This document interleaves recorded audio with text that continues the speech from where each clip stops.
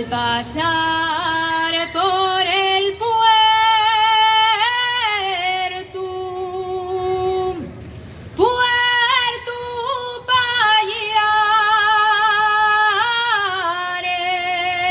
Pallares, me encontré con un viejo guindando vaques.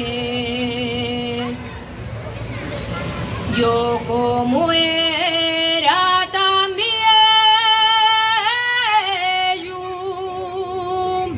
le pregunté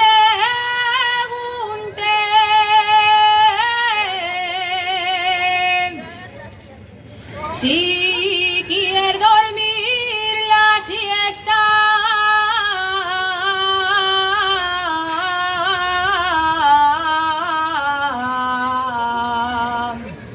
Y hoy daré.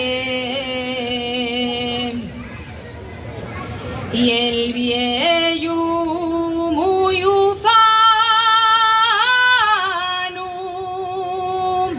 me contestó: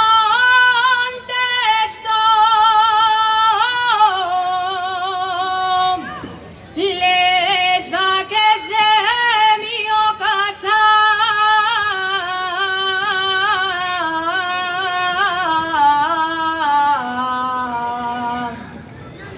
yéndoles yo. Molinera, molinera, que descoloriatas desde el día de la boda no deseaste de llorar. No deseaste de llorar, ni tampoco de gemir.